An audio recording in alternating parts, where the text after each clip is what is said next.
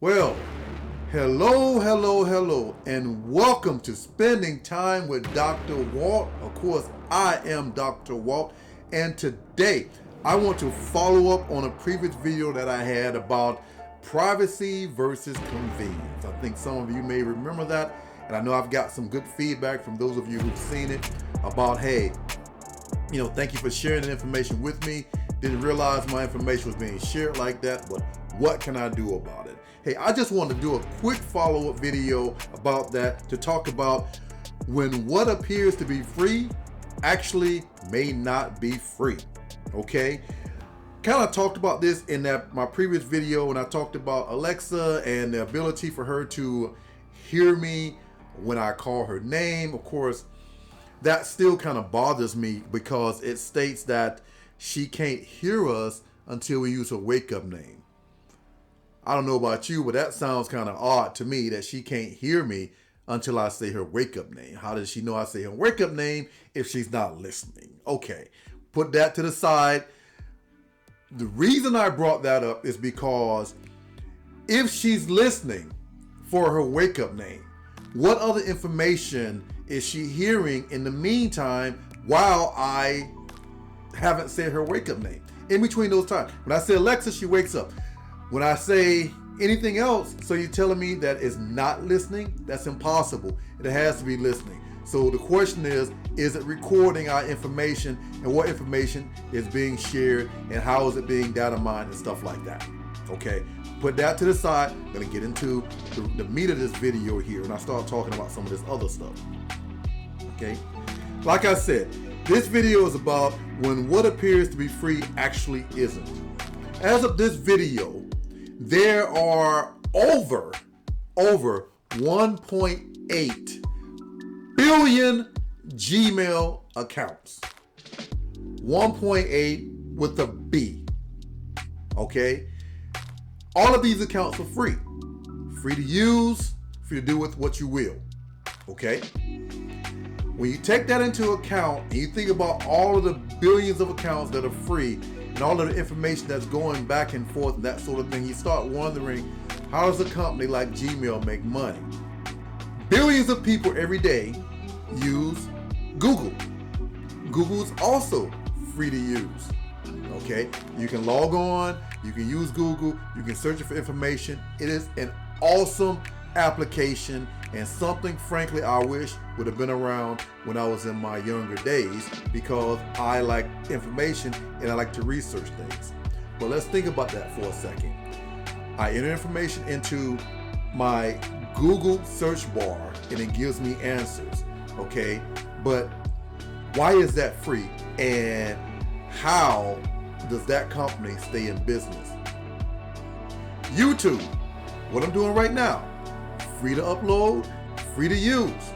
I know a lot of us know that YouTube makes money through ads, and so we see these ads on the videos that we play. But there's some videos like mine, for example, right now that don't have enough views or users to where it's gonna make any money. So how does a company like this stay in business when most of us using it don't have ads, and most of us using it don't have the followers or the viewers and that type of thing to do something with?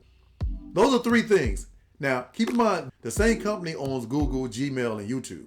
So how is this company making money? Frankly, how does any company that offer these free services these days make the money they need in order to sustain a business? Because nothing is cheap, and they have, hundreds of thousands of employees that work for these companies. Let me tell you something. We live in the information age. And what that means is information is key. Information is king.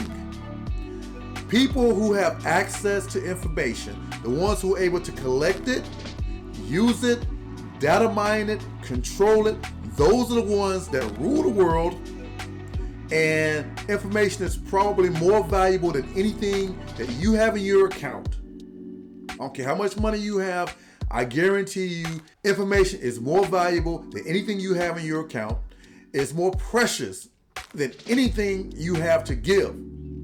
Because once people get the information, now they can use that information to determine what services they want to try to offer. They use that information to customize things that you see.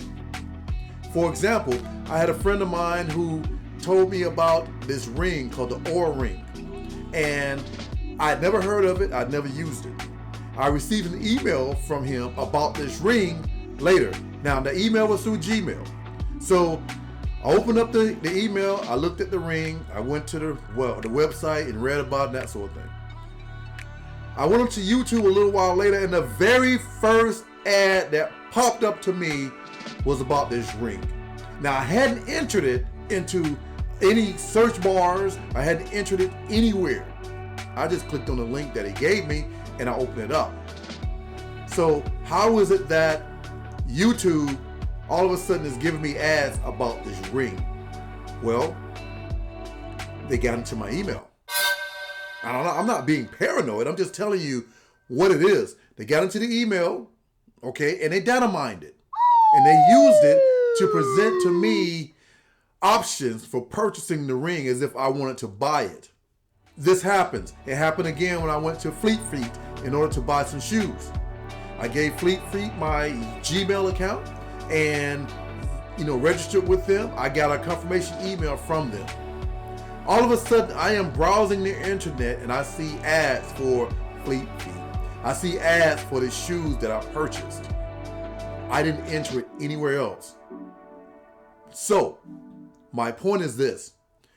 The information is data mined. If you think that Gmail is private, let me just burst your bubble a little bit and tell you that it's not. It's free and they're using that to get what they need to get out of it. Well, Dr. Walt, what can we do about it? We don't want all of our information to be shared all over the place without our control.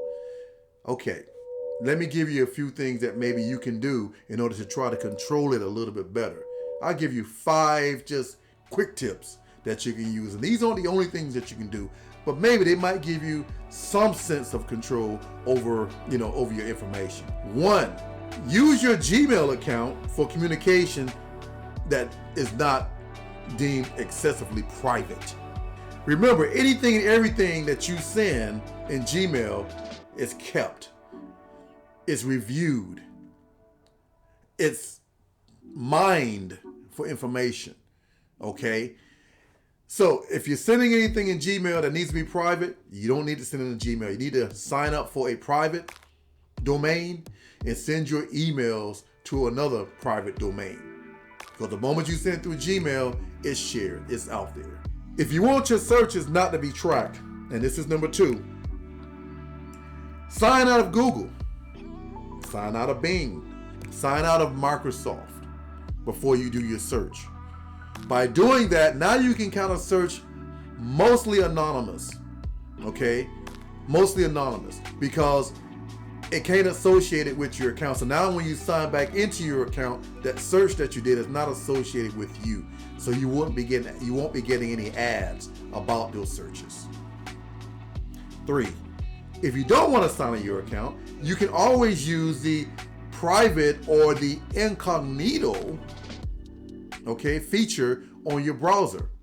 Using this feature to go private or incognito will allow you to search, to browse, to do a whole bunch of other stuff and have it not recorded and associated with your account information unless you actually, sign into your account while you're in incognito, which would kind of defeat the purpose. Now, going incognito doesn't protect you from everything, but it will keep things from being kept after you sign out of that browser session. All right. 4, hey, I think I may have mentioned this before, but your phone tracks you if you allow it to. If you don't want your phone to track you because you don't want everybody to know where you've gone, you don't want this information to be out there, you might want to turn off the tracking on your phone. Me personally, I use Gmaps, and when I use the Gmap service, that's a Google Map service, I use it to, go to different places around town. The fun thing about it is probably every month or so, every 2 months or something like that, it might be every 6 months, I don't know what it is, once a quarter, I'll receive an email through the service that says, hey, here's all the places you've gone over the last 2 months. It would actually list, you've gone this place this many times, you traveled this number of miles. It even shows me the route that I've taken. What? Yeah, it's kind of scary sometimes when you think that these people are collecting information and they know more about you than you know about yourself. Okay, because some of the places list, I'm thinking, man, I don't remember going there. And I think back to it, I'm like, yeah, I guess I did. Wow, that's crazy. It's kind of cool, but it's also very scary. The last thing here is you can always control how much information is being collected through your privacy settings on your computer. Go into your computer, into your settings option, you can change these things to make sure that, if you don't want things to be tracked, turn off the cookies. Turn off the save notifications. Choose the highest level of security within your browser to keep yourself from being tracked. Keep your activity private. Why is it important to keep your information private? Well, here's the thing. For me, I willingly trade a lot of my privacy for convenience. I like the idea of being able to use my Alexa dots and my Google dots for convenience purposes, because I can listen to music, I can get the weather, I can use it as an intercom, etc., etc., etc. I like using Google Maps because it's really easy for me to do so. Okay, I don't even mind the searches on Google necessarily, even when it comes back and it tries to suggest other things I need to search on. What concerns me about this whole thing is, what else are they using this information for? Is this information being shared with someone it shouldn't be shared with? Is this information being mined by companies that, we trust the company that has information to do with it what they're supposed to? But what if they're not? What if they don't? And that's the only concern that I have sometimes with sharing my information. And that's what gives me pause from time to time to think that somebody else can get a hold of the information they have, and they can know my daily routines. They can know when I'm at home and when I'm not at home. They can know things about my bank account, my personal life, and everything else. So those are the things that really bother me, and we have to be careful of when we're talking about sharing information and exchanging privacy for convenience. I'll wrap it up by just saying, hey, we just have to be very, very smart when it comes to what we share. When they cross that line, we have to know how to cut it off and stop the flow of information. We have to remain in control, but understanding that if we're not going to remain in control, that we are willingly trading our privacy for convenience. Willingly doing so. Do it with open eyes. Don't do it because you don't know that they're actually doing this to you. Do it knowing what you're sharing and know when to stop sharing. I am curious, what things have you done to protect yourself? Okay? Or do you even care? Do you even care that you're trading your privacy for for convenience sake? You trust these companies to do the right thing with the information that you're providing to them, but what have they done to earn that trust? You put your information into the emails that, like I said, are free to use, but they have access to that information. You put your personal stuff in various online free accounts, and what's to say what's happening with that? We trust these people with the stewardship of our information. They give all of these promises about how things are going to be protected, the safeguards that they're putting in place, and that's all well and good to keep those things from being taken by outside intruders, even though sometimes those intruders still break through the security measures. However, what about those internal in the company? You're gonna say that you trust all of the executives who make millions of dollars to always do the right thing with the loads of information that they have about people? You trust them not to sell your information? You trust them to do the right thing just because of what? Government scrutiny? People are people. People going to do what people do. And by and large, when you have people who have that much control to access that much information, you really need to be wary of what's happening. So I really, really implore you to take a look at what you're putting online, what you're putting in your emails, and anytime you use a quote unquote free account, what you're doing with that information. So just be careful of it, because all of the Googles in the world, all of the Amazons in the world, all of these free, wonderful free applications, the name of the game is information and what they can do with that information. They're gonna sell that information. They're gonna ask you for a quote unquote permission for it, but they're gonna sell that information. You better believe they're gonna find a way to sell that information. Otherwise, they can't stay in business.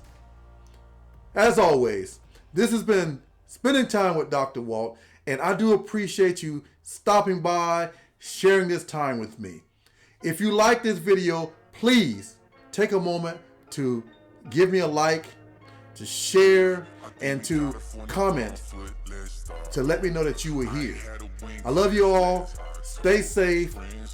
Until next time, I will see you on the flip side. This is Dr. Walt signing out. Peace. Live your life, all I'm living through is mine.